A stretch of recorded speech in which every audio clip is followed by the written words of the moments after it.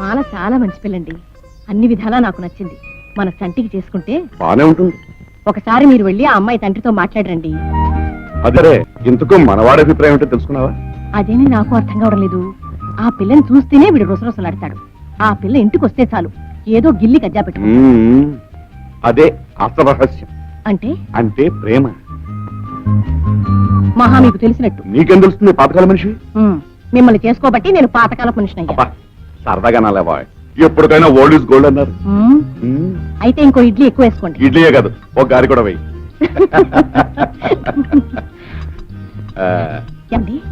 అయితే మన వాడికి ఇష్టమేనంటారా? ఇష్టమేనా అని నిదానంగా అడిగితే ఇప్పుడు మనం వద్దన్నవాడు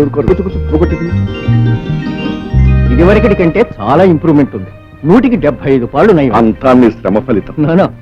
అది మా డ్యూటీ, ప్రొఫెషన్ కూడా.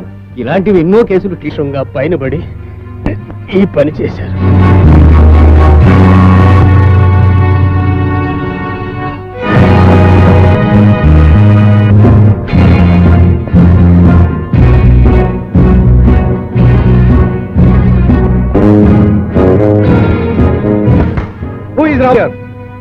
రాబర్ట్ ఎవరు? ఏం కావాలి?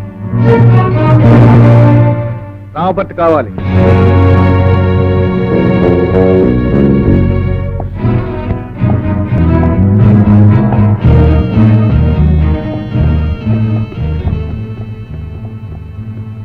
నేనే రాబర్ట్. ఆహా, గోపీనాథ్ గారు మీకు తెలుసా? ఎవరా గోపి? నా పేరు కుమార్. నేను ఓహో, గోపీనాథ్ శిష్యుడివా? గోపీనాథ్కి శిష్యులు కూడా ఉన్నారా? ఎలాగున్నాడు మీ గురువు? విరిగినెంకలు లెక్క పెట్టుకుంటున్నాడా? నేను మీతో కబుర్లు చెప్పడానికి రాలేదు. రాబర్ట్, నువ్వు మా గురువు గారికి ఇవ్వాల్సిన బాకీ వసూలు చేయడానికి వచ్చి. బాకీ వసూలు చేసుకోవడానికి వచ్చావా? ఇవ్వకపోతే అన్ని వసూలు చేస్తాను. గట్టివాడిదే. I don't want your cowardly compliments. I want money. నాకు ఆ బాకీ డబ్బు కావాలి. ఇస్తాను, కానీ ఇచ్చే ముందు గోపీనాథ్ ఎంతవరకు తయారు చేశాడో పరీక్షించాలి. Yes, I'm ready. Are you ready? మీద బ్రహ్మాస్త్రం నా దాకా ఎందుకు? జాన్,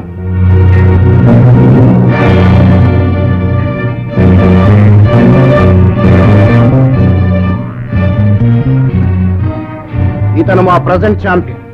ముందు ఇతని మీద చూపించు నీ ప్రతాప్.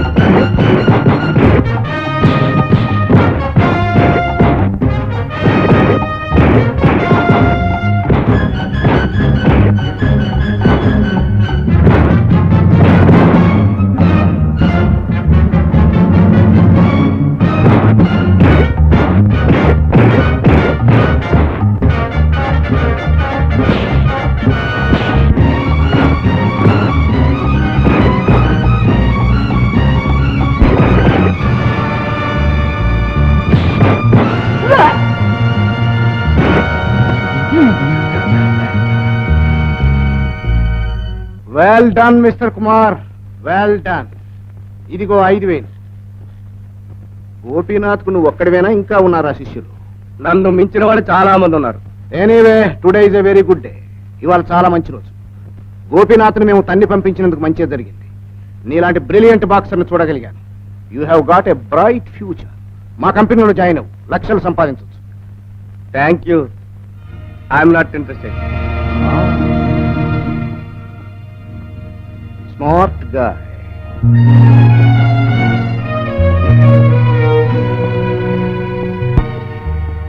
ఇదిగో గురుగారు. ఏమిటిది? మీకు రావాల్సిన బాకీ డబ్బు. నువ్వెప్పుడో ఏమి న్యాయం? నా జేబులోంచి ఇవ్వటం లేదు. మీకు ఎక్కడి నుంచి రావాలో అక్కడి నుంచే వసూలు చేసి తీసుకొచ్చాను. ఏమిటి, రాబర్ట్స్ తప్పించాడా? వాడు ఇస్తాడు, వాడు అబ్బాయి ఇస్తాడు. లేకపోతే మేము చేసుకుంటాడా? ఛాలెంజ్ చేస్తే చెత్త చెత్త కింద కొట్టి రాబర్ట్ డబ్బు తీసుకొచ్చాను. Well done my boy, I'm very proud of you. Aunty, aunty. Congratulations aunty. ఏమిటమ్మా? కుమార్ లాంటి కొడుకుని కన్నా మీరు ఎంతో అదృష్టవంతుడి. ఏమిటి విశేషం? మీకు తెలీదా? కుమార్ మీతో చెప్పలేదా? ఏమిటిది? ఆల్ ఇండియా బాక్సింగ్ ఛాంపియన్షిప్ పోటీలకు మన రాష్ట్ర తరపున కుమార్ ని సెలెక్ట్ చేశారు. ఇదిగో చూడండి. ఈ 7 కుమార్ తప్పకుండా నేషనల్ ఛాంపియన్ అవుతాడని వాళ్ళ గురువు గోపినాథ్ గారు బల్ల గురించి చెప్తున్నారు. ఓహో అలాగా? అవునండి. పెద్ద బాక్సర్స్ అని చెప్పుకునే రాబర్ట్ ట్రూప్ ని ఛాలెంజ్ చేసి చెత్తగా కొట్టి చిత్తు చేశాడు.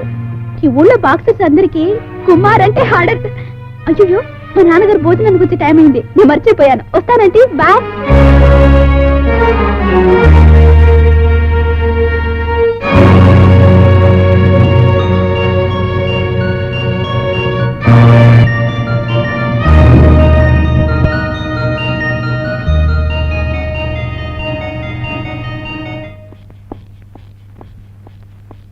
కుమార్, నువ్వు బాక్సింగ్ నేర్చుకుంటున్నావా?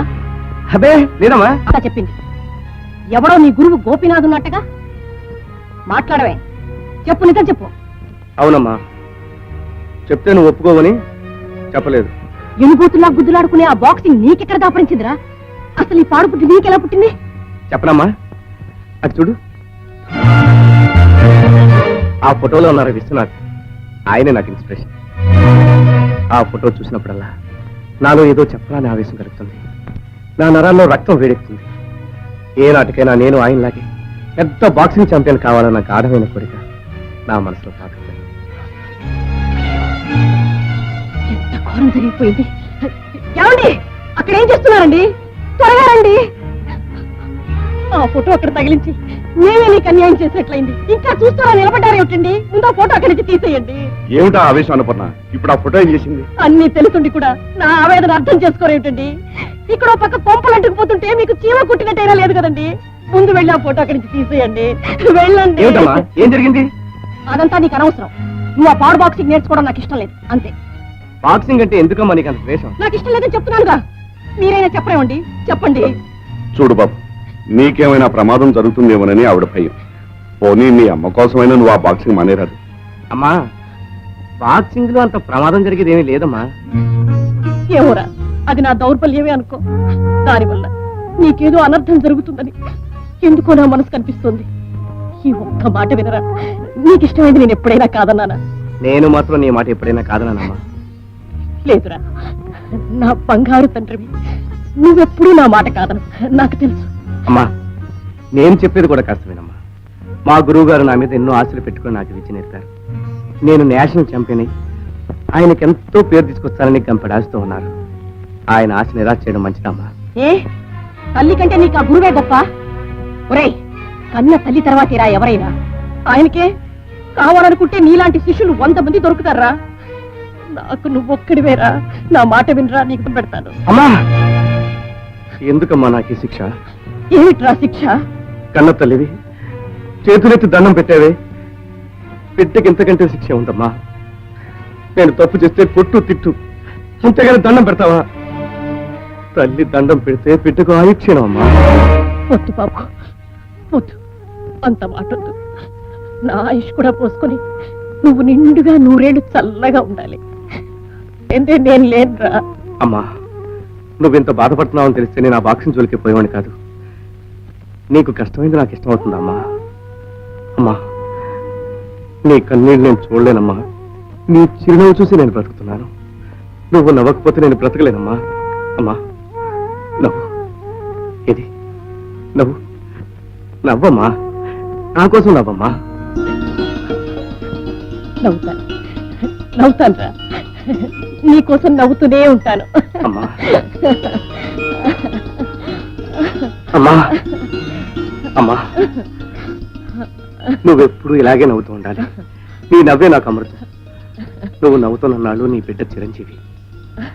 అమ్మా, ఇప్పుడే మా గురుగారి దగ్గరికి వెళ్ళి నేను ఛాంపియన్షిప్ పోటీలో పాల్గొనలేదని చెప్పొస్తాను, సరేనా? సరే బిడ్రా నాయన. వస్తానమ్మా, వస్తానా?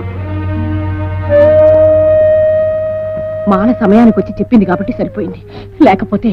సరే, నీ మాట వాడు కాదనలేదు కదా.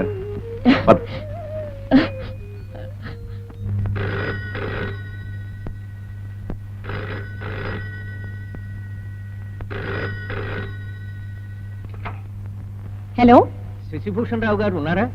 ఆయన లేరండి, బయటికి వెళ్ళారు. మీరెవరు? మెంటల్ హాస్పిటల్ నుంచి డాక్టర్ నరేంద్ర మాట్లాడుతున్నాను.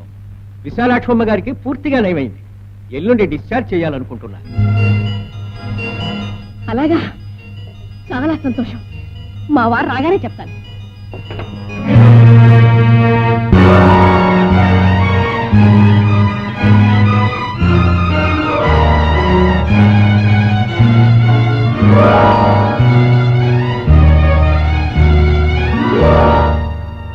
విశాలాక్షిని హాస్పిటల్ నుంచి డిశ్చార్జ్ చేస్తారట. ఆవిడ ఇంటికి వస్తే నా గతేమిటి? నేనేమైపోతాను? అమ్మా, నువ్వెప్పుడు ఇలాగే నవ్వుతూ ఉండాలి. నీ నవ్వే నాకు అమృతం.